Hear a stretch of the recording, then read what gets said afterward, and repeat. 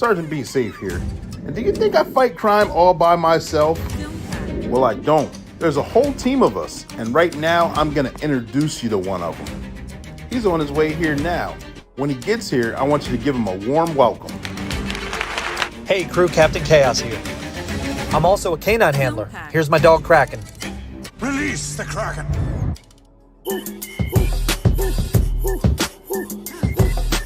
Dance with my dogs in the nighttime.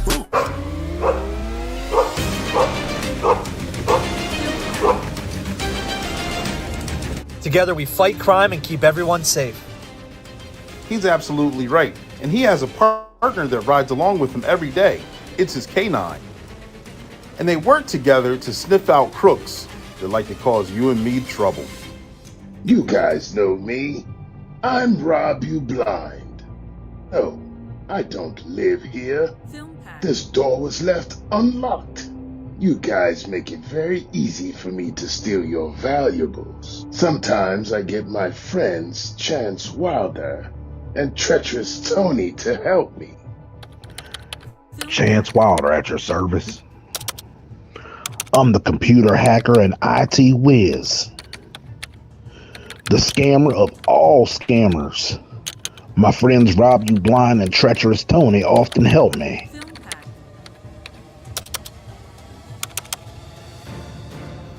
Yeah, I'm Treacherous Tony. I deal illegal drugs and pills. This is just terrible news. Avoid him at all costs. My new friends Robbie Blind and Chance Wilder brought me into their crew. I don't sell it to kids. I give it to them. Ooh. Party pooper, be safe. You can't stop me. I know my rights. I'm just walking around here. All right. I give up. I won't do it again. Film Pack.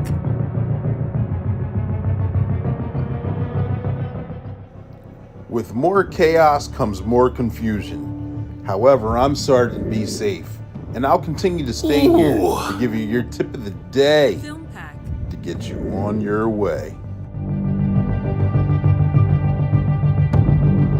Subscribe now.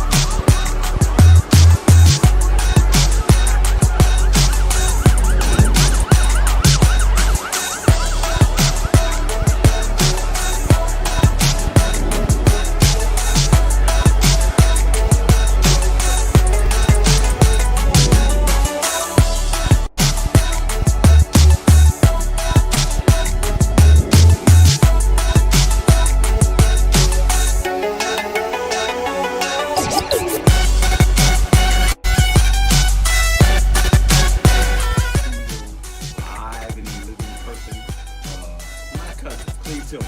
He is a son, a father, a brother, a law officer, an accomplished officer.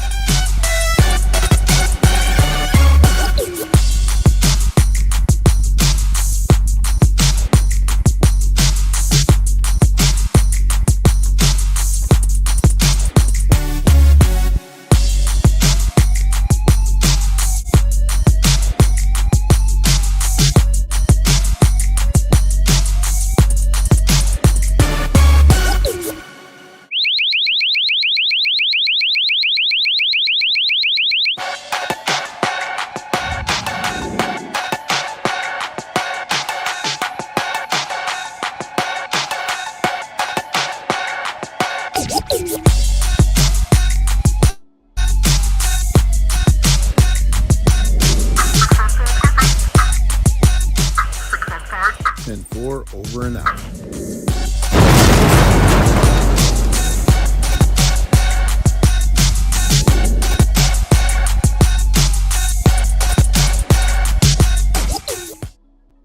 Now.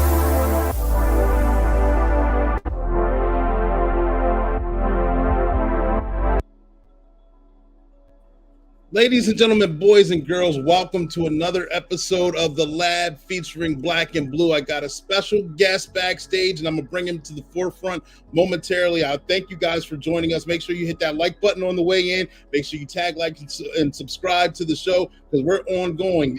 For those of you that are new, this podcast has been running for over 4 years, but directly this year for Black and Blue, for 1 year, we've been highlighting police officers all throughout the nation, whether they're rookie, whether they're seasoned, whether they're retirees, and they share their experiences. And that's exactly what we're going to do today. We're going to have a lot of fun while we're doing it. Got to give a couple shout outs to the sponsors. You guys see them in the comments section. Make sure you check them out after the show. Definitely don't do it right now. But MG4 Tech, Merrick Green, he's on here. He's one of our sponsors, one of our proud sponsors. If you need anything digitally done, whether it's a website, whether you have your own podcast, whether you're doing anything online, he's the guy that you need to refer to. He can get your thumbnails. He can do all that technical stuff. I'm not even going to get into the jargon because that's not my thing. But make sure you guys check him out. He'll get you squared away. Also, one of our sponsors is One Way Publishing. Their theme is they can turn a mere thought and turn it into a book that's bought. Of course, you know, I've used them many times. I'm an author of 5 books right now, working on 6 and 7. You'll see them in 2023. I can't wait to get them out. But you too should work on your own book. You know, no one needs to write the story of your life except for you, and you need to write it the way you want to. So have One Way Publishing get that thing done for you. And so they're also in the comments section. Workwithclee.com will help you get that done. But Sergeant Be Safe, who's one of the sponsors of One Way Publishing, is going to say it best. Stay tuned.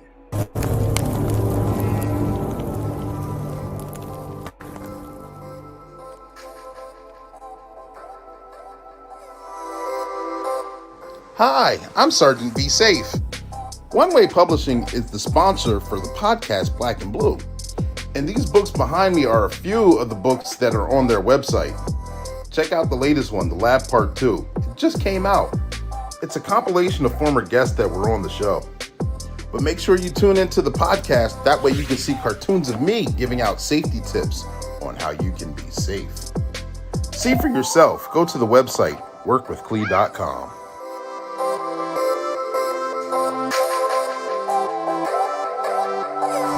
Subscribe now.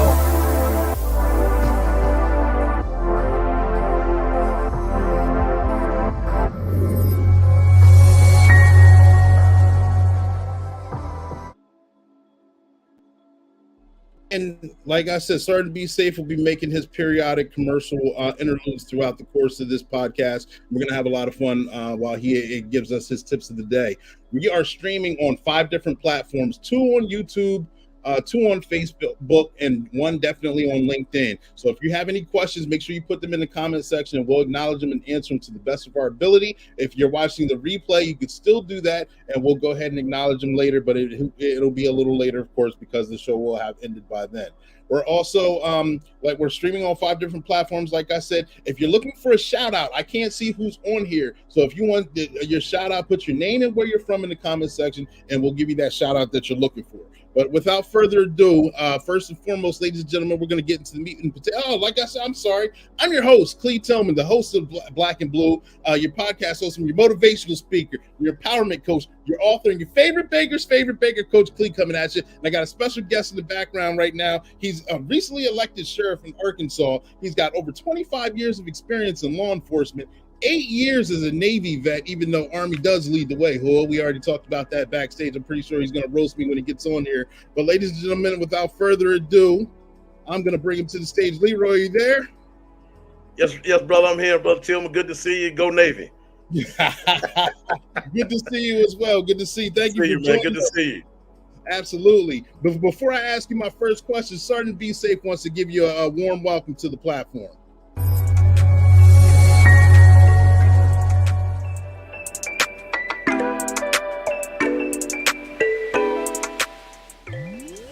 Hello, this is Sergeant Be Safe, and I want to welcome all you viewers and our very special guest to Black and Blue.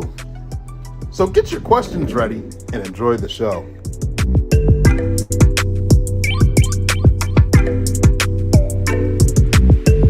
Film Pack.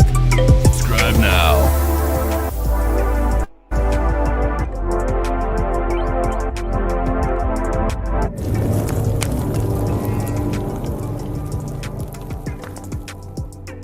Film Pack. Yeah, and we got a couple questions, couple comments already. We got Jimmy Jamon on. He's saying go Navy. I'm saying no, I can't believe I said that. He said go Navy, even though I know he's an Army brat. That was a mistake by me. That was totally my fault. Go Army. Army leads the way. Yeah, I So- had the opportunity to work with him. Good family, and he has family down this way, and we just thank him for a long-term friendship. So yeah, Mr. Nelson, he's a great guy. Yes, he is. Yes, he is. I'm pretty sure he's gonna roast me for messing that up, but I understand that is my fault. Shayla's on here. She's talking about one of those pineapple upside down cake coming back. You know, your favorite baker's favorite baker hasn't been in the lab with his pen and his pad for a while, so we'll discuss that a little later. And Ron Nelson also already a year with Black and Blue. Yes, congratulations to you also. Board of directors, they help keep the show going. Thank you guys. Mm-hmm. But Leroy, I appreciate you coming to the platform. Can you tell us a little bit about yourself? Well, as you forestated, I'm a 26-year veteran of the Columbia County Sheriff Office right here at Magnolia, Arkansas. We're about an hour and a half away from Shreveport, Louisiana. We also border Louisiana, the two different parishes, and we also have two different cities close to us. Some might be familiar with Camden, Arkansas, and El Dorado, Arkansas, and Texarkana, Arkansas. So we're in there. I'm from Houston, Texas, born and raised, but the good Lord allowed me to come to Magnolia, Arkansas, meet the love of my life after I served 8 years in the Navy. Met the love of my life, and then at Southern Arkansas University, wound up pledging in the greatest fraternity in the world, Omega Psi Phi fraternity, and then wound up the good Lord called me into the ministry, and I'm serving now as a pastor of Life Builders Restoration Church right here in the beautiful city of Magnolia, Arkansas. So I've been all over the world in the Navy as well, but my main focus pretty much is to serve, and that's pretty much what I wanted to do and what the Lord led in my heart to do. Absolutely. It sounds like you got a lot on your plate, and I know with having a lot on your plate, it tends to leave you a little busy, left and pulled from left and right. But what's your current position and current responsibilities as of right now? Well, before the election, I was the lead detective in CID, or Criminal Investigation Division. I started out in the jail, wound up going on the street, worked on the street for about 10 years, and then worked in CID for 10 years. As well, and my duties were to investigate crimes. Anything, we didn't have a big department.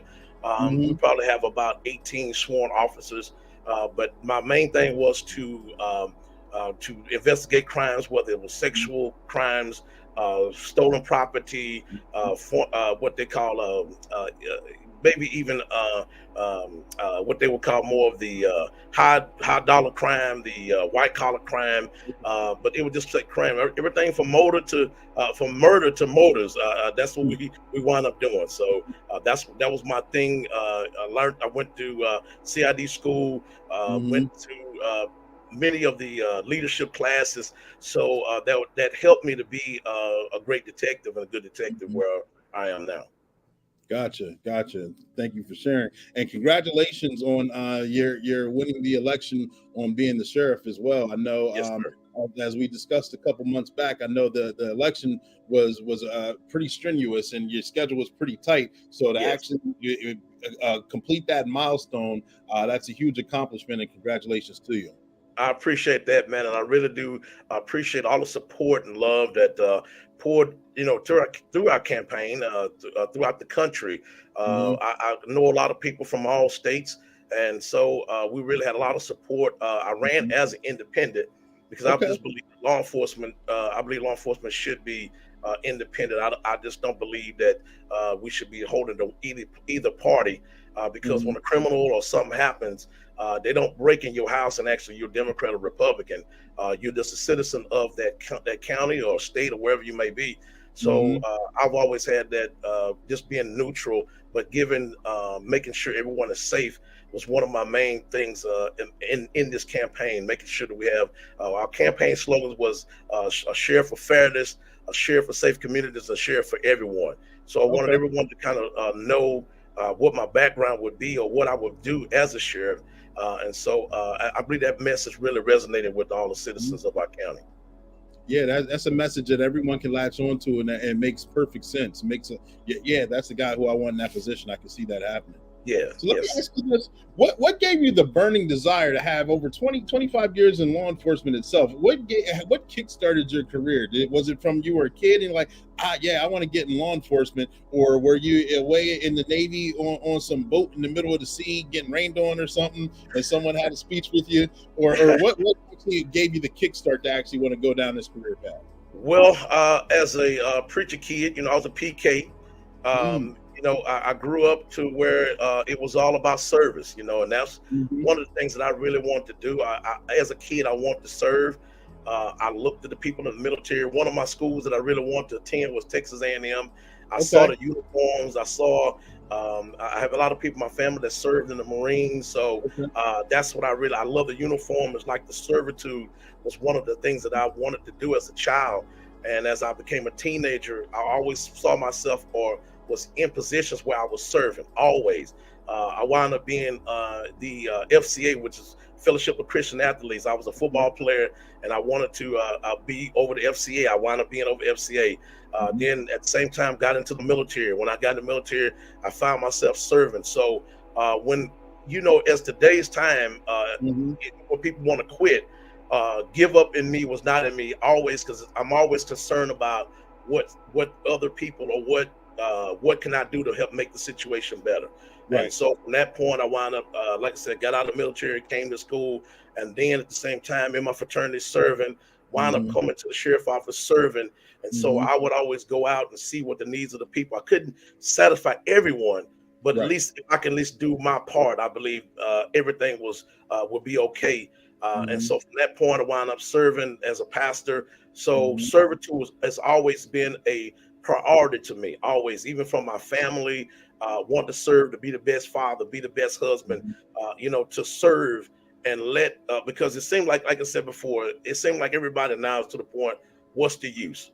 Why do I have to do that? And so as a kid, my mother always instilled in me, whether it was by the belt or it was by the extension cord or the broomstick, you gonna serve, So it's kind of like, how young people nowadays, do you want to go to church? That question was never even asked. You get up and going to church. So I came from a family full of servants, and that's pretty much what I wanted to do, and that pushed me to be the servant that I am today. Okay. All right. Amazing. So how long have you been preaching? Yeah, you probably already covered that, but I may have missed that. No, I've been preaching now for about 20 years, over 20 years. I at the same time of being a servant, I kept hearing a voice as a kid, and that led me to try to run away from the voice of God, getting out there doing wrong things. But I thank God that He spared my life and allowed me to come before great people. I don't care what side of the tracks you're on. I believe everybody's great. And when I begin to see that through the eyes of God, and I'm not trying to be overly religious, but that I just can't help it. I wind up seeing the needs of the people. And so at the same time, he put that servitude in me. I want to serve. So I don't look at just people. I look at people through the eyes of God as I serve Him through people. In other words, I know how He felt about His people. He loves His people. So that's what I wanted to do, was to help out people, the people of God. And so I don't look at, like I said, what you are, or, what side of the tracks you're on. I've been there, and I know what it feels like to be bound. So that's why I have a yearning, I have a desire to serve. Gotcha. Got a burning desire. Yes. Got a couple comments here from you winning the election. Shayla saying congratulations. Thank you, Sheila. Yep. Jimmy Jamon's on congratulations, well deserved. Always been for the community and always worked to make a difference. And he's yes, sir. Yes, servant leader. Yes, sir. Brother Nelson, he remembered me. I used to coach football as well. I served as a coach for the youth football, and that was many years ago. And so during this campaign, I found out that a lot of them young men who I instill something in, they are Mhm. voters. And this is what I want to tell, those who desire to run for office, get into the community now, because eventually you might not make that sheriff or police chief, or there's some places that they vote for police chiefs, but Mhm. you already have the heart of the community by getting out there, already being seen and being involved Right. in our community. So you ought to start now, getting in, going out to the little civic organizations, or helping with football, or baseball, or Mhm. whatever you can do in your community. Because like I said before, I didn't realize, I finally realized it when I went to a function, and my old sheriff went there and he said, "Hey man, all these people for you." Now I can say that I was pretty much the only chocolate chip on the cookie, if you can get there. I but think I uh understand but what you're but I saying. told him, I said, half of the guys that's in here I coached. So Mhm. of course, when they were talking about who's for sheriff, they said, "Oh yeah, that's Leroy, man. Oh yeah." And so that's what, and that's anything. Not only just if you want to do civic service, but like I said, I believe that we ought to be able to get out here and talk to our young people. Not only talk to our young people, but our older people who've seen the Mhm. communities go down. They have something to say, but they're afraid to say it because they're afraid of the repercussions that's going to come afterwards. So that was the thing. Like I said, I really wanted to serve, and I really wanted to. I have a passion to serve, and Mhm. that's my main go getter. That's what pushes me in this, and pushes me to the position where I want to serve, though. Gotcha. Gotcha. So now that you're in this new position as the sheriff, the elected sheriff, for 2023, what are your plans and goals to make a positive impact in the communities? Being that you've already been coaching and been in the public's eye for many, many years, and the public already trusts you. They've shown that they've trusted you, otherwise because they came out and voted for you. So, Yes. what are some of your plans to move the community forward positively?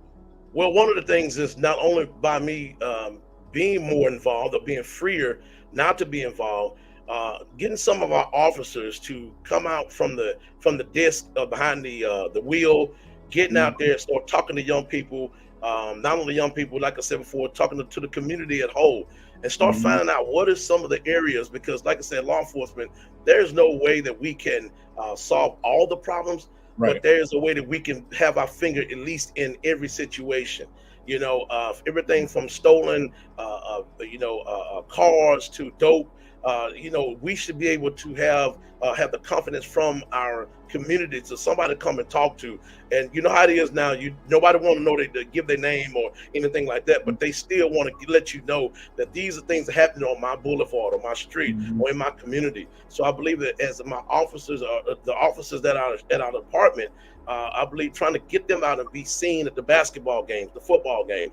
Not Mhm. only that, being able to go talk to our youth who are dealing with depression, going Mhm. to our elder centers, talking to them, and because they're in the waning years of their life, and so Oh they, yeah. some of them are to the point to where they feel like, hey, my life is over with.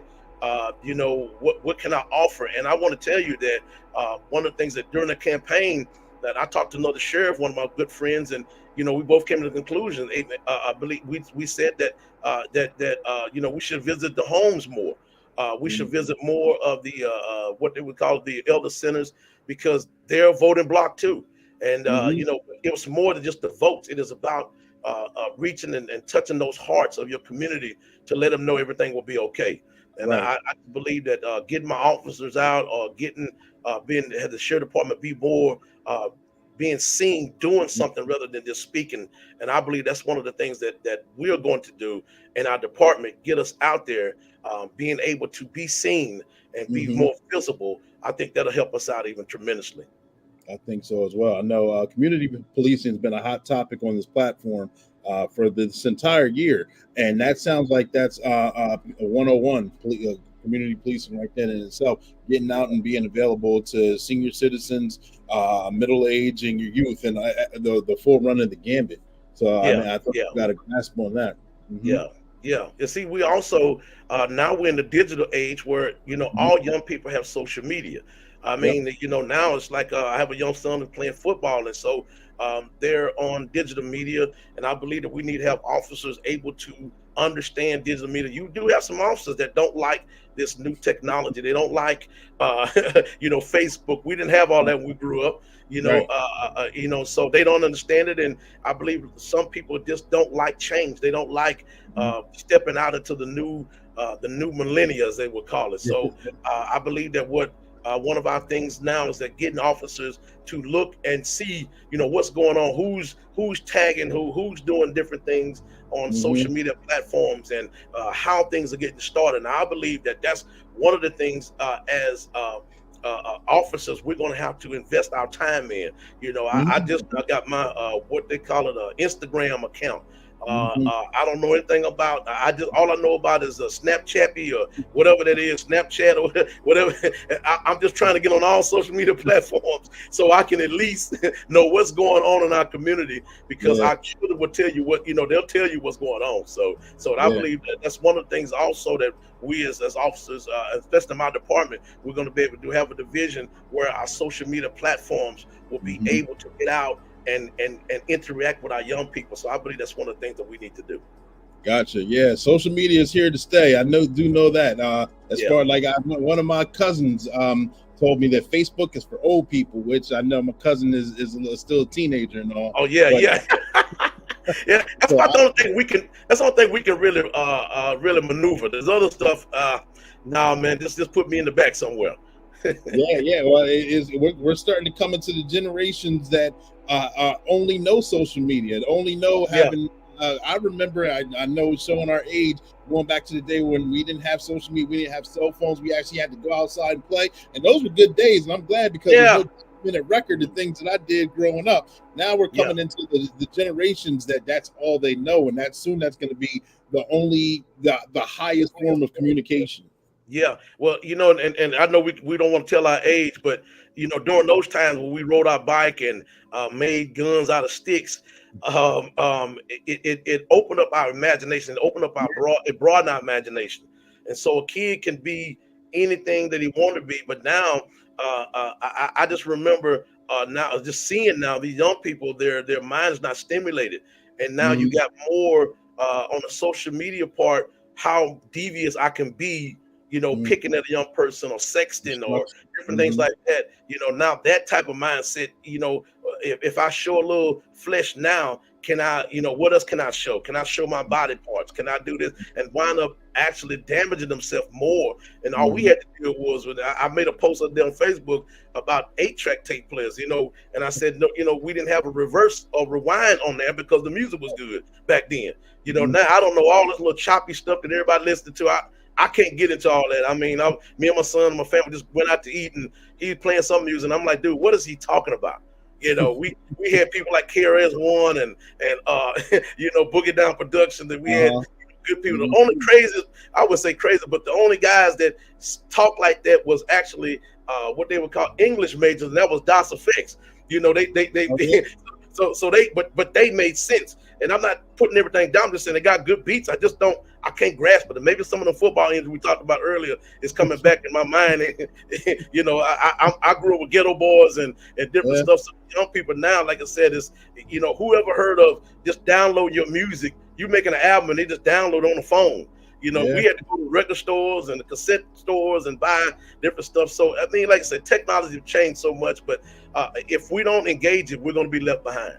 Absolutely. Made a good point. Ladies and gentlemen, boys and girls, we're going to take a pause for the cause because we got to take a time out for Sergeant Be Safe. You guys stay tuned. We got more of the show coming.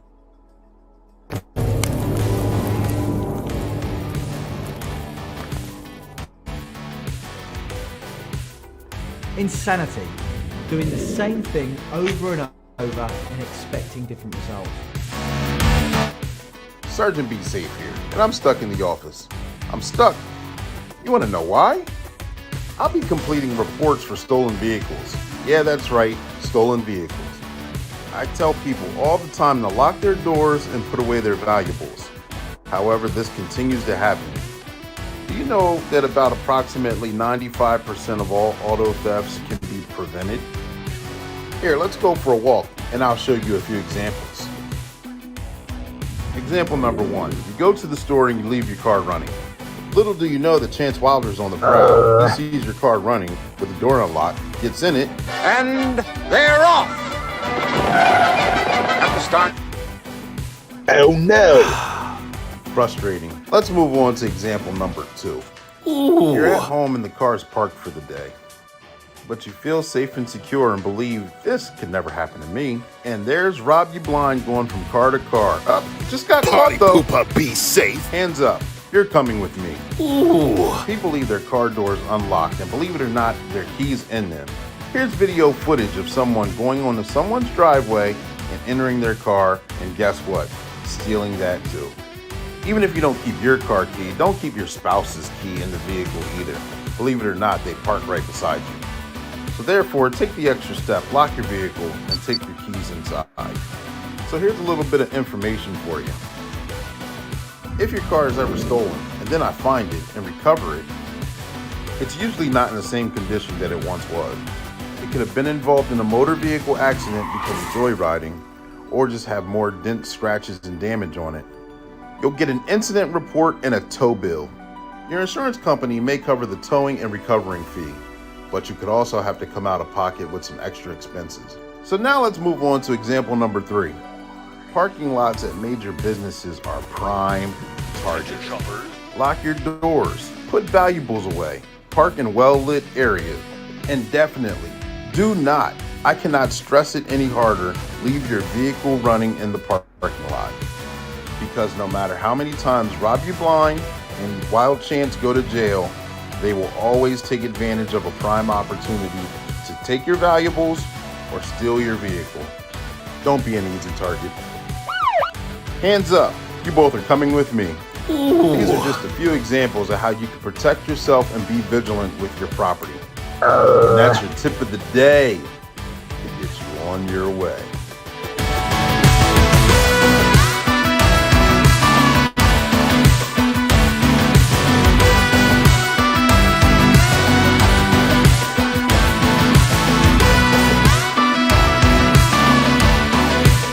Subscribe now.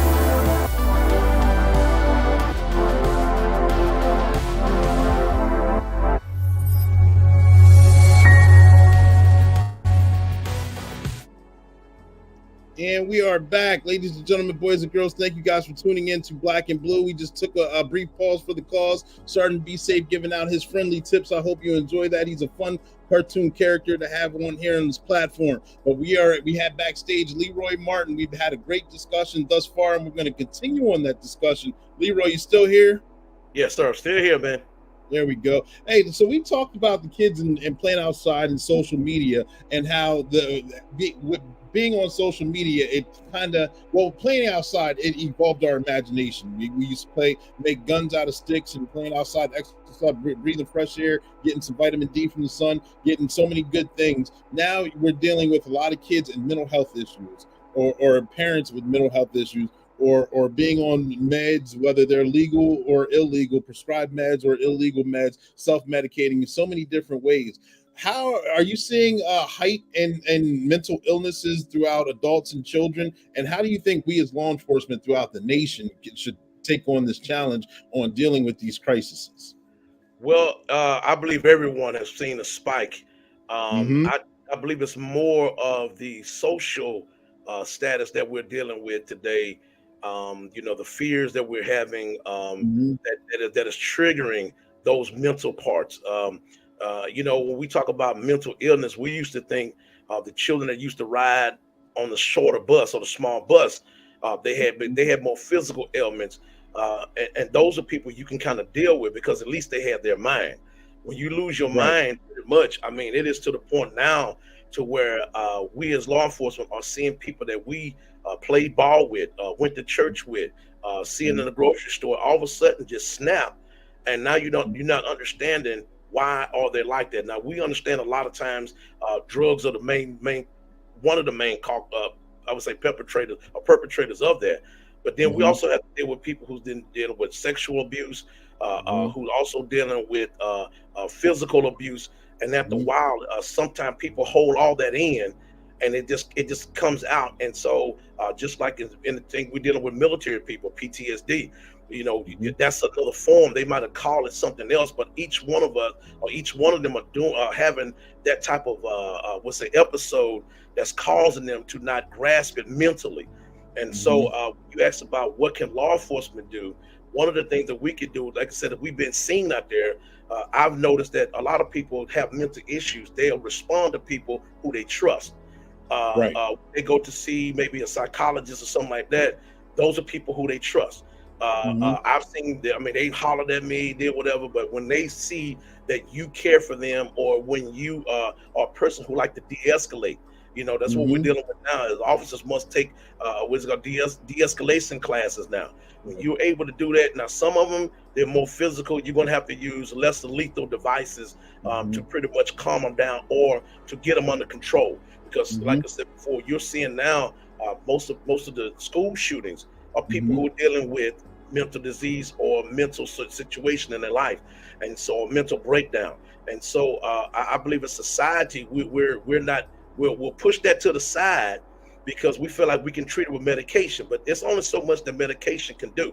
You're going to have to be one who have to engage with a person who may be having a mental episode, and you're going to have to be able to be that person to be what I would call more of the de-escalator than the escalator. You know what I mean? You have to be the one being able to talk to people. And like I said before, I've seen more of a spiritual aspect to that because of the simple fact, as the Bible says, the enemy does recognize Jesus. He recognized somebody who's walking with the Lord. He recognized that. And as you go and walk this walk, I'm telling you, it is to the point to where a law enforcement officer nowadays is going to have that spiritual weapon as well. Not only his gun, his vest, his pepper spray or pepper ball gun or whatever he's using, he's going to have that spiritual aspect to him, because you're walking through the shadows of the valley, through the valley of the shadow of death. You're doing that. And so I'm telling you, a lot of times we take our guard down, and many of us have actually lost our life because we thought, well, okay, if he see me not being so aggressive toward him, then maybe he probably won't do anything to me. And all of a sudden, it's vice versa. You'll find that some people have really gone and they're more chemically dependent on something, and now you can't really reason with them. So, like I said, as an officer, you're going to have to be safe, but at the same time, you're still going to have to be that type of person that you got to flip it on and flip it off. You got to be able to talk to them and try to talk them down and de-escalate the situation. So I believe that all law enforcement eventually will have to take some type of class dealing with mental illness or mental health, when it comes down to people who we engage in daily. Not saying, and many of us in law enforcement, what happen is we'll go ahead on and arrest them to get them in a place where at least they can be safe, but then the mental facilities won't take them because they have that charge on them. And I'm on the board where we're dealing with mental health, and you start seeing young people in the age of 2, 3, 4, even 5 years old are dealing with mental illness because mother or father was addicted to some type of illegal substance, and so now their brain has not functioning or haven't fully developed. So now we have to deal with that in young people, and that's why I say being visible, being a person that they can see and trust, will be a must for the officer of today. Absolutely, you hit a lot of good topics in that breakdown, and which is very true. And I know, for ladies and gentlemen, boys and girls, go ahead and hit that like button. That like button is for free. That like button helps keep that platform going. Let's get those likes up. But we're having a wonderful conversation. We got Leroy Martin right here in the lab with his pen and his pad. We are on Black and Blue, and we just got done talking about mental health and mental health being in our youth. And as you were coaching in your community, in dealing with I know mental health is a big thing right now. A lot of departments have co-responders. We've learned de-escalation techniques. We've gone through CIT training. A lot of departments throughout the nation. So actually, I remember coming in law enforcement, and things were either a civil issue or a crime. And sometimes in the middle, you would help someone to change a tire or do things like that. But everything you fell in this realm. Now there's a lot of different realms that we fall into, because anytime a situation is chaotic, the public calls 911 and they expect us to fix it, and we're fixers. We're public servants. We want to fix it. So therefore, dealing with a lot of individuals with the public, and you know for firsthand by dealing with the kids, they trust you, so they come to you with information. How do you think departments in the nation should take on the challenge of dealing with individuals with mental health, where the public or the society may not trust or know that officer or that department? Well, like I said earlier, it is up to that officer not to just do his shift and go home and deal with, my four no more. You're going to be the father or the mother of a child that has a father and a mother. I know that might sound strange, but I found a lot of children love discipline. I know people might not think so, but they want somebody to feel safe around. They want somebody to tell them what to do. And when you don't tell them what to do, they feel like that you don't love them or you don't care about them. And so when we talked earlier about the young kids, I said a lot of them been diagnosed as somebody that's got mental issues, and all he really needed was a good swat in his behind or a belt or something, because most kids get to the point to where they have never been told no. They've never been told. They've always got whatever they wanted, and so they feel like I can crap on anybody who I feel like it, and I can treat you any way I feel like it until they meet somebody that's going to stand up to them, and then you'll have a battle on your hand. But yet, though, I found out that these young people will respect you more because you went to battle with them and you conquered whatever situation that they were dealing with. Because I found out now that they'll come and call you in the middle of the night, they'll say, Mr. Leroy, this happened, and you'll find out they'll wind up trusting you. So, like I said, I've seen many parents call me and say, hey, my kid is not doing this in school. Now, mind you, I still got to deal with mine. I still got to deal with my kids acting up and doing whatever. And so I believe that when an officer, when he's a disciplinarian, maybe, like I said, I'm not saying you got to rule your house with an iron fist, but I'm saying when they see that you set boundaries and when you begin to say, no, we're not going to do that, and you mean what you say, then people will, I guess they will grasp to that. But I believe a lot of them, like I said before, I'm seeing more of the chemical part where it's more of young people hooked on whether it's K2 or lean or something like that. It's more of now their brain is fried and now they don't care anymore. And so when they find out that you care, it is more for them to go out and you begin to talk to them and you begin to see, they say, hey, he cares about me. I might still be off a little bit, but he cares about me. I've seen many of them where, they don't know who they are, where they come from. They don't know anything. And you begin to talk to them and you'll see someone won't respond to you because they don't know you. But the ones that do will respond to you. Like I said, it's to the point where, hey, okay, now listen, you act up. I'm going to have to do what I have to do to get you under control. But I'm seeing more of the chemical part rather than the actual, more mental part that's the mental that's causing, the act out, the aggression. I'm seeing more of that in my line of work. That's what I'm seeing more of. Gotcha. And an interesting point that what I realized and what resonated with me is that once you stand up to the kid and conquer whatever situation they're going through, in turn you think you created an enemy, but instead you created an ally because they respect you and they come to you and they give you information. I know while coaching, one of the coaches I was dealing with, I learned from, he said, a lot of the kids you feel you may think that something's wrong with them, but they just need somebody to care about them, so they have to know that if they do something wrong, somebody's in their life that they can disappoint. And once they know that if you disappointed me, your actions disappointed me, I'm upset with you. He said that hurts them more than anything else. Once they know they have your trust. Yeah, I had a murder where and I was trained by the Arkansas State Police, and he kind of told me, hey man, he said, since you good with these kids, just tell them you disappointed in them. Just tell them you disappointed in them.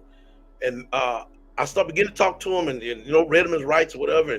And all of a sudden I said, man, I'm just disappointed in you. Man, the kid cried, told me the whole thing, told me what happened, who the players were. And so that is true because, like I said, a lot of young people will respect somebody that's respectable. you know what I mean, who they see that's out in the community, doing what's right, doing right by his family, doing right by God, doing right by the community, and they respect that, because if they see you in the same places they're hanging out, their respect factor is gone. Now, like I said, if we're doing security, okay, I got that, but you know, and that's one of the things, like I said, we got to kind of deal with when they're talking about mental health.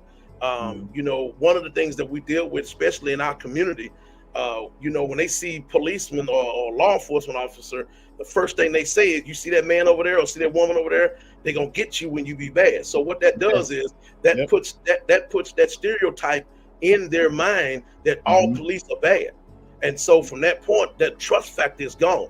And so what I have to do, or what other officers should do, is when they go and say, no, we're not gonna do it. As long as you ain't bad, I'm the good guy. As long as you're not doing wrong, I'm the good guy. I'm the guy that's gonna help you.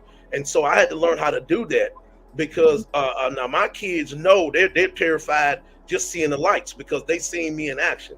And like I said, for all these kids, a lot of times when they're going home to homes that don't care, or the parents that don't care, that's when the mental part comes, because rejection is one of the things that many people cannot handle.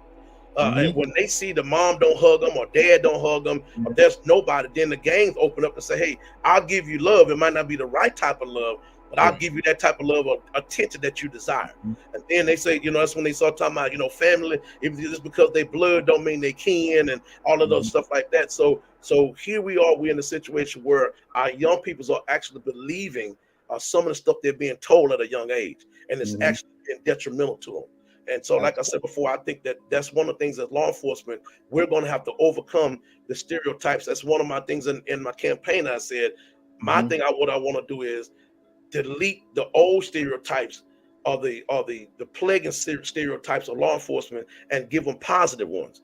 And that's what we want to do. Even our older people, because our older generation is saying that nothing being done. You know, a law enforcement ain't nothing. They all crooks, because nothing being done. And we tell them in this and then nothing happening. So we got to, you know, secure their thoughts as well, because they're going home at night sleeping, barely sleeping, because they're afraid of being robbed, they're afraid of being abused, you know, in anything like manner. So we got to make sure that when we talk about mental health, that we give everyone that satisfaction, or we try to give everyone that satisfaction, and put their mind at ease. That's why I believe that's what we need to do, especially as officers of today's officer. And speaking of the kids again, let's just say, let me give you a hypothetical. Let's say age range 10 to 15-year-old male or female comes up to you in an underserved community. They come up to you and they're like, wow, Leroy, you know, I looked at you. I know your family. I know you're some of your kids. I know kids that you coached and dealt with in the community. I look at you. I've seen you come up through the ranks, as far as I can see, as from their point of view, and I want to be just like you. What kind of from your experiences, from your hardships and your successes, and you reaching the level that you're at right now, what kind of advice would you give that individual? Well, one of the things, like I said, I got to go biblical again. Always place Christ first. I always put him first. As a kid, like I said before, I always was put in situations where my faith was always dealt with. It always was, my faith was always tried. And one of my favorite scriptures is Psalms 23, where I was always, you believe the Lord is my shepherd, you know, and I went all the way down. And every situation that I was in, I always quoted those scriptures all the time, even through the roughest of my times. I always placed them first. He said, acknowledge me in all your ways, and he would direct our path. And so that's one of the things, one of the scriptures that I love. And it's funny that you mentioned that, because when they have these digital billboards that's here, and I'm gonna be honest with you, one of the point of my campaign, I didn't know I was gonna win by that large margin, but it was to the point to where I was doubting. I felt like that they was gonna find some votes. They was gonna find some votes in the corner. They was gonna wait right down, and they was gonna what did some of the people say, Joe Biden me. They was gonna find, you know, I'm up 4,000 votes. They gonna find 4,012 votes somewhere. And so I mean, all those type of things ran through my mind. But what happened is one of the young kid, I say he was about 11, maybe 10, 11, around that age. And he saw my pitch up there, and he says, man, he said, Mr. Leroy, I saw your picture up there. He said, man, I want to run for sheriff. I want to do something like that. Now that blessed me, and that made me to the point where I said, okay, we good to go now. All right, I'm ready. I couldn't wait till November 8th happened. So I'm like, I'm ready to go now, because that was one of the things that really blessed me. And so I believe as a young person, like I said before, if I wanted to give some type of way to do it or whatever, I would say put Jesus first, put God first, number one. And then what I would do is get involved and be studious in your classroom, because a lot of things are going on that we should have learned in the 11th, 12th grade, civics and different stuff. Who is the mayor? Who is the county judge? What county am I in? What is my zip code? You know, these type of things that we must know, and we're supposed to learn that from grade school on to high school. Right. And all of a sudden now you find yourself learning it all over again. Well, you're wasting time now, because these are things that you should have been equipped with. And so I just believe that, you know, if I'm going to give them some type of tip or pointers, decide that another one, not only get involved, but do what's right. Do what's right the first time. Don't listen to, I mean, if I could listen to some of the people that told me, I would have been further along than I am today. I mean, I believe a lot of times we got to find out the fat meat is greasy. We got to find out for ourselves. And I believe that's one of the things that you know, not saying that if you fail, it's not saying that you're a failure, but it's the point of not getting back up, going forward is the point that where you missed out. If you get up and go and say, okay, I messed up on this, but I'm not going to do it again, I believe you'll be successful in anything that you do. If you do those three things, I believe you'll be successful.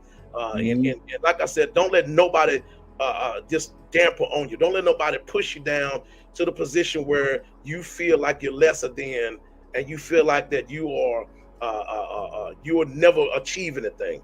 You know, like I said, I wound up talking to a class right after the election, and I wound up talking to them and saying, you can achieve anything you want to as long as you put Christ first. If you do that, I'm telling you, the sky's the limit for you. I like that. I like that. It's real. It hits home, and it's true to nature that to be successful, you do have to take a little lumps as well. You will fail at some things, but you learn from those failures. Those failures are like bricks that you keep stacking up, and then you keep building those bricks, and eventually you're going to have that wall, and that wall is going to be the wall of success, and you'll be able to climb that ladder up, and you'll be right on top. Yes, sir. Yes, sir. And you have to do that, because, and here's another thing, you know, we might not think so, but there's somebody dependent on us. There's somebody always dependent upon us. And if they see you fail, their fall is going to be even greater. Oh, yeah. Because you do know that as we in law enforcement, we get inspiration from people who don't look like us. We get inspiration from people who don't do like us. You know, you have people who have handicaps that are doing well much more than we are. We have people who went through so much and they're still fighting every day. So as a law enforcement, we learn from you, or we're just from the citizen, and the citizen learn from us. And I believe we do that. There's nothing that's impossible. That, you know, that's to us. I just believe that if we can learn from each other, and like I said before, place Christ first, there's nothing too hard for him. There's nothing too hard that we couldn't overcome.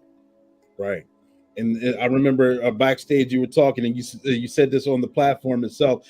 Coming through the ranks of your department, you were the only chocolate chip on that cookie. Can you share some experiences of being only the chocolate chip but still making it out sweet? Well, you know, the thing is that you know, I would say every department is a little different. I didn't allow that to categorize, or better yet, to what would say stop me from anything. You know, because my mom, my father, I had too many people, like I said before, that were dependent upon me. Right. And I just, the failure was not an option. Right, so, you know, you might go through certain calls where you're the same color they are and they don't respect you. They'll just look at you like, well, who are you? Then you go to other calls that nobody looks like you and everybody respect you. So it's just, I just believe it just to happen, the chance of just the situation that you're in, and you have to learn from each situation that you're in and use it to your advantage.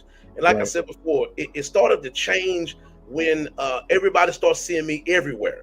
You know what I'm saying? When I mean going to different venues or different places, and everybody starts seeing me everywhere. So now when the election came, these people remembered me, and so he showed up at my son's funeral, or he showed up at my daughter's car wreck, or they start seeing me all over the place, And then that kind of crescendoed everybody like, hey, he is the man, and I'm, like I said, forever grateful for all those people who voted for me and to put me in the position I am now. But like I said, I just believe, the things that we're dealing with today, it is overnight different. Whereas you can scream racism, but now everything is being recorded. Everything is being recorded on different. Everybody got a phone. You can scream and say, "Hey, they treated me wrong," or because of my sex, or because of my political views, or even my what we would call I would say more of your what do we call it? Your religious views. I was trying to find the right word, but your religious views. People and the way I am, I'm more in the Bible Belt. So I couldn't let that type of situation overtake me. I couldn't let that. So what I did was I just trusted in the Lord, and yeah, it was some times that people called me the N-word. It was some time, and it was by both sides, whether it was dark or black, black or white. And they called me the N-word, and so I could not let that affect my duties to do what's right in front of everybody. So, like I said before, I learned early how to decipher, or better yet, how to take and do what was right, even though everybody said it was wrong. Right. Good answer. Going to kind of change gears right here with this next question right now. Okay. Throughout the nation, we had the beer virus going on. I don't like to say that, social media is funny if you put certain words out there. Yeah. Beer virus that went on. It changed a lot of things, and a lot of agencies, a lot of different departments, even whether it's law enforcement, whether it's healthcare, whether it's so many different things, they're having trouble finding qualified applicants and recruiting people, finding individuals that want to work. I know college kids or kids coming out of the military, they're kind of leery. They kind of want to put one foot in, one foot out on trying to get involved in law enforcement. And some of their questions are, am I good enough? Do I have enough skills that would provide me to be successful in this career, or just trying to find applicants? Other caveat of that is you got a lot of seasoned officers that they're doing the quiet quitting. They're tired. They don't feel like doing this anymore, and trying to retain them. We're doing this as a nation. We're met with this challenge on trying to still keep this profession moving forward. How do you think we as a law enforcement agency throughout the nation can meet this challenge on finding qualified applicants and keeping our seasoned officers? Well, the way I see it is, we're now having more, we talked earlier about the cell phones. And I believe the cell phones stop us from communicating, or better yet, getting more involved. Your cell phone now, a child's cell phone is his world. We've seen reports where young people actually literally burnt the house down or shot their mom or dad because they took the phone. That's their life. And like we said earlier, that broad imagination when we was kids, it made us learn how to share. It made us get out of our shell. It made us more aware of our surroundings, stop being more selfish. So I believe right now we're in a position where we have young people and people going into this. It's all over where, hey, I'm not going and I'm not doing for that type of money. That's number one. And number two is I'm not going to be talked crazy to by somebody because I'd have been to pull my gun out and shot him. So now people are not, their communication skills, or better yet, their socialization skills are not there. And now you have a young person who says, I'm not going to do this. And guess what? That comes from when we was kids, you get up and take the trash out. So if I don't have to do anything, I'm not made to do anything. I'm not made to work. So I can do the hustle. Come on, somebody. And what we see on TV, or better yet, even on the internet, that you can learn, you can wage, or better get that type of money just sitting at your desk. So that's making more people more now lazier, and that's making more people unconcerned about their neighborhood when their their camera and their videos and everything is right at the tip of their finger. So we have the young people coming, or better yet, the novice coming into our profession, who don't know how to talk to people, who don't know how to handle situations, don't know how to de-escalate anything. You have those people, and sorry to say, they're coming right out of the military. because now our military is being softened. Come on, I'm just talking, just being real. Our military is being softened. Hear the preacher coming in. There you go. Oh, yeah, man. I was about to get an offering somewhere, you know. but what I'm saying is that our military is being softened, and now our country is being dumbed down. I mean, I'm not, like I said, I'm not Democrat, Republican. I ran as independent, but I'm just speaking the truth. Our country is being dumbed down, so dumber stuff is going to take place. And what I don't understand is that you have a person who lives in the community, grew up in the community, and then he sees all the stuff that's going on, wants to do something, but here's another thing that we got to deal with. They're scared of peer pressure. When we both of us made that solemn swear and have that oath that we said about defending the Constitution and defend against foreign and domestic, there's nothing worse than seeing your own homeboy or you homegirl that you grew up with, and now you have to arrest them. And now they try to tell you that you a sellout or you are somebody that working for the man, and you act like you all that or whatever, but you committed the crime. Especially and so now we got that type.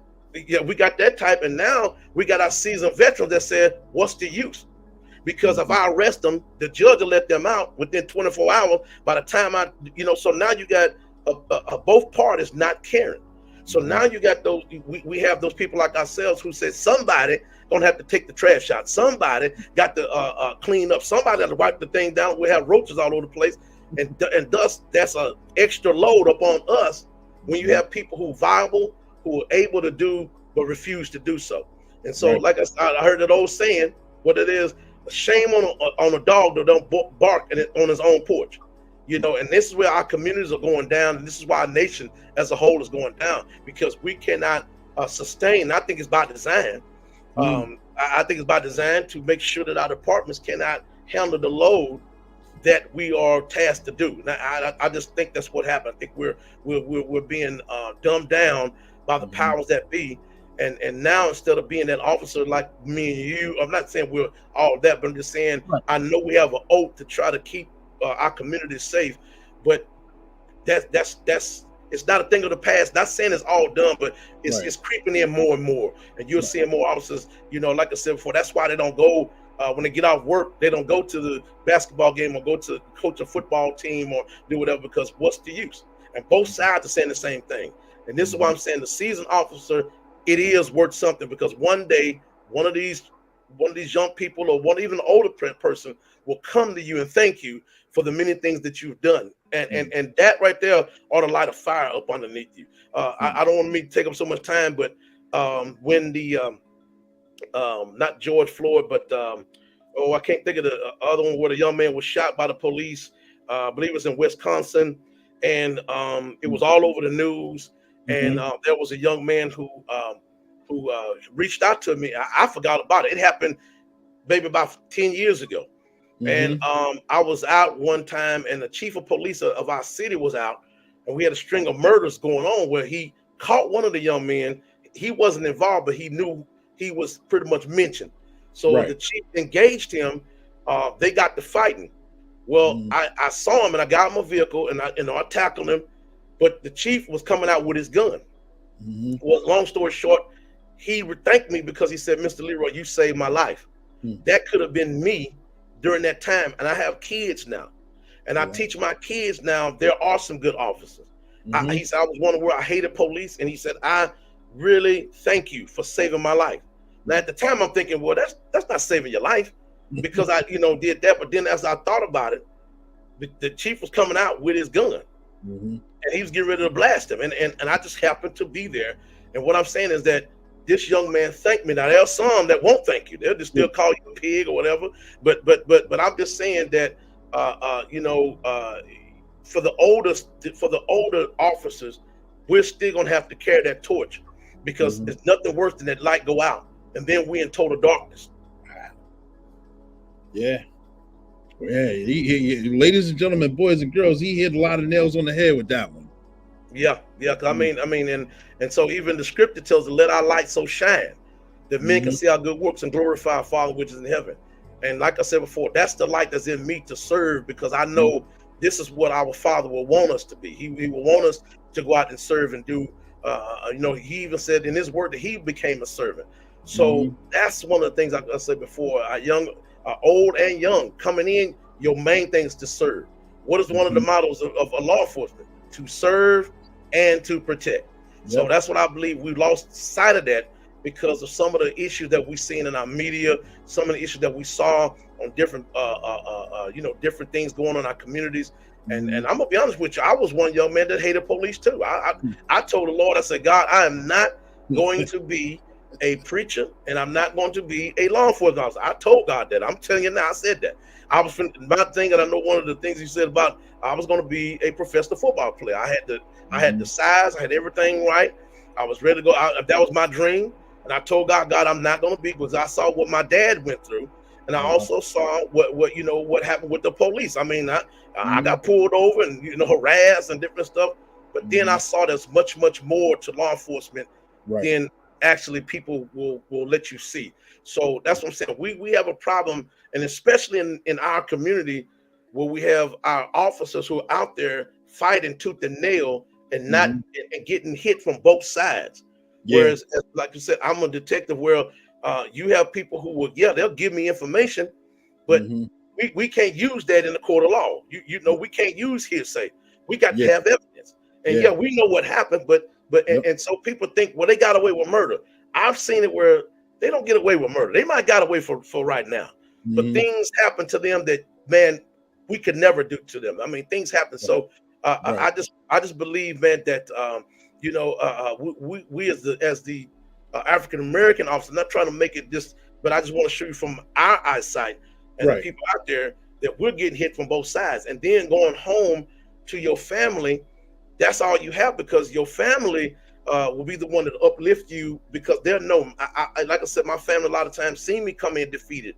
They see me come in, to the point to where you're trying to make a difference in your own community, and some don't appreciate it. But I thank God that I do have some people who do appreciate it, and they do appreciate it. So that makes me that puts more fire into me to keep going and to keep going forward. Good. Thank you for sharing that. Thank you.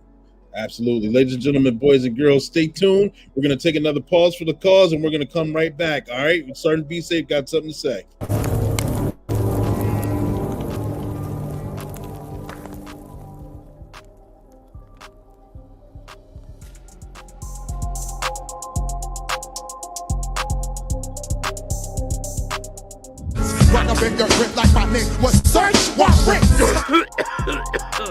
Hey guys, I just got this vape from Treacherous Tony. It tastes pretty nasty, but I look cool with it, right? You guys should give it a try. Be cool like me. Nah, you look pretty stupid. And if you get caught with that thing, you're gonna be in big trouble. Besides, I heard Treacherous Tony is that lame guy who likes to come around and hang around little kids. If you're hanging with him, you must be lame too. Come on, guys, let's get out of here before we get in trouble like Cooper too. Oh no, Sergeant, be safe. You kids get out of here. Cooper, tell me where you got that from. I won't snitch. I don't see what's so funny. Vape pens like that can lead to harder drugs and cause more problems for you. They're not appropriate for little kids such as yourself. So I suggest you do the right thing and tell me who you got it from. Treacherous Tony gave it to me. Tristan, I want you to take me there now. Are you? Yes, I'm Treacherous Tony. What do you want? Do you have a card? And why are you selling this to kids? Yeah, I got a medical marijuana card. I don't sell it to kids. I give it to them. You give it to them? What kind of an adult are you? It's a vape pen. What's the big deal? Are you kidding me? The big deal? Get out of here, Sergeant No Safe. Sometimes I just wanna... Yep, I think I will. All right. I give up. I won't do it again. That's right, you won't. You're off to jail. Put your hands up and come with me. Remember, kids, what's made for adults aren't suitable for kids. Those vape pens may look cool, but they are not good for you. And that's your tip of the day to get you on your way. Oh no! Sergeant, be safe! Subscribe now.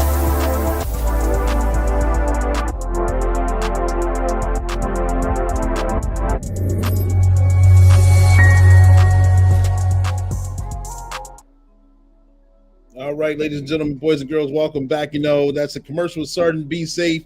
It's a fun way to get some tips and some information across. Certain things are accurate, certain things aren't accurate, but it's entertainment, plus it's a learning experience. But we're going to jump right back into the interview. We got Leroy Martin right here. Leroy, you still here? Yes, sir. Still here. Perfect. We had a great interview going on, and through the course of conversation, I may have forgot some things, or while we're talking, it may have jogged your memory as well. Is there anything that we may not have shared, or anything that you would like to highlight or cover and share with us here on the platform? Right now, the floor is yours. Well, you talked earlier about influences, and during my time, it was my coaches who instilled in me, by Christ. Those are people who really influenced me because they came from the old school. I did too. And like I said, today we're grasping for those people who are going to enlighten us, who are going to lead us to where we need to be. We're asking for those people. I mean, we're actually pretty much begging for those people to step up, and that's why I'm talking about the seasoned officers. There are some young people, some young officers that are going to influence you. That's going to you can influence to be the officer that you are, and so we getting ready to go out until the sunset, and we get ready to go go ahead on and meet our Lord and Savior.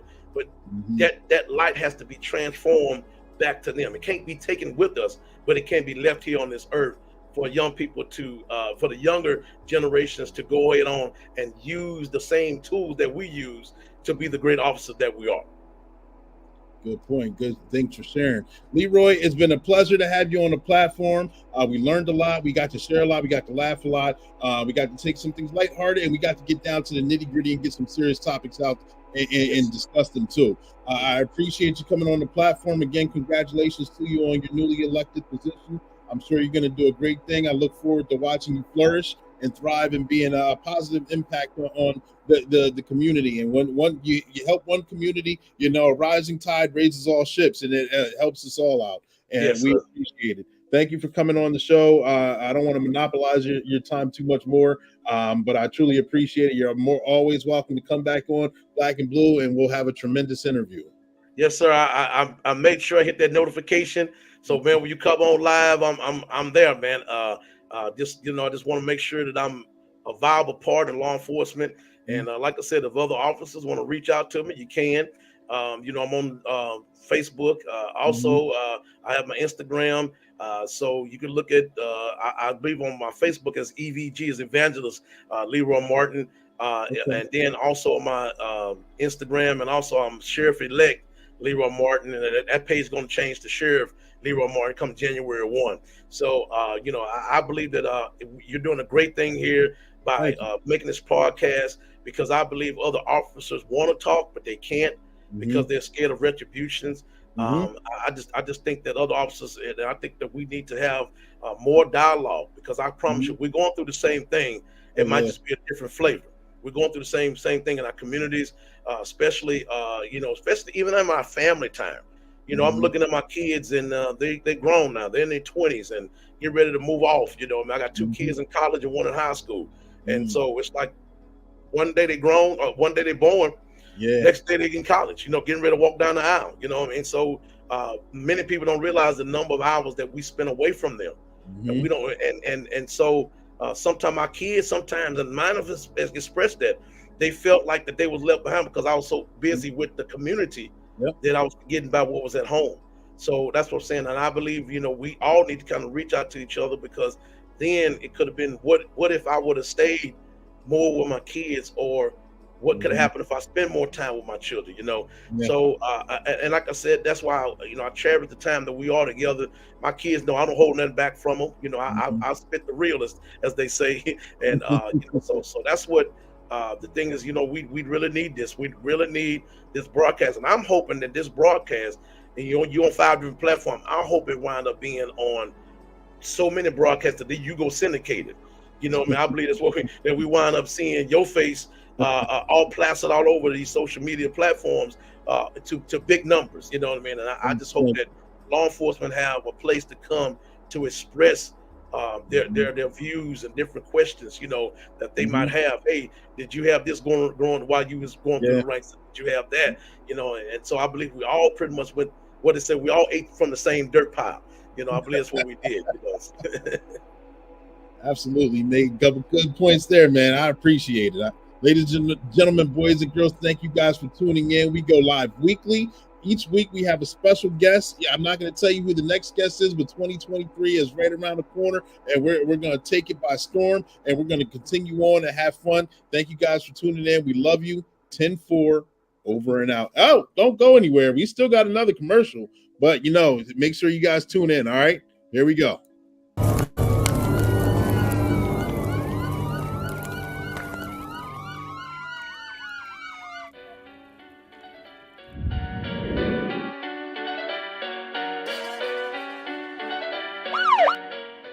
I can't wait until my new children's book is finally published.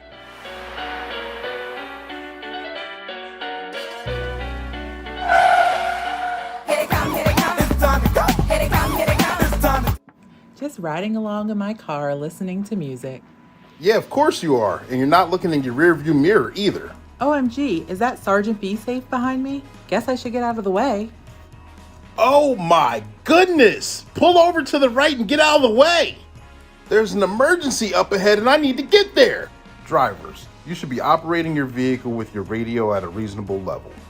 You should also be aware of your surroundings, including what's behind you. So when I come through with my flashing lights and siren, you can immediately get out the way and I can go help whoever's in danger or whatever emergency is happening. Those seconds that it takes for you to pull over are very valuable. Me and my friends need every second imaginable so we can properly serve you. So pull over to the right immediately when you see our lights and sirens so we can go save a life.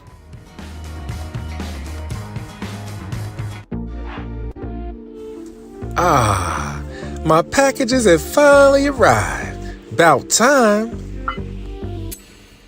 I'm sure glad I live in an area where nothing happens. Only action around here are deer chomping on people's flowers. I'll take him in after I get done cutting this here grass. This is my favorite pastime. Aha! I see a package left unattended. Another crime of opportunity. Easy pickings for a guy like me. Oh no! There's Be Safe again. Sergeant Be Safe, Hello is that there. you? It's good to see you. Looks like I'm right on time again. Rob, you blind? Get out of there. People make it so easy for me to get caught. Hold on now. He really wanted to steal my packages? Yes, he did. Sergeant Be Safe, you're the best. The coolest cat in the land. You saved the day again. We need more like you, brother. We need more like you. Trust me, I truly appreciate the glory and accolades. But you can really thank me by being vigilant over your property and making my job easy. Well, back to jail you go. Ooh. Package thieves are the worst. Even if you can't get home in time, invest in the security camera so you can catch these thieves. And their next view will look like this. Trust me, this isn't a good view. These seats aren't made for comfort, they're made to transport. Kids, this is one seat you don't want to sit in. Just imagine what your parents would think. Ooh. And this is Sergeant Be Safe giving you another tip of the day to get you on your way.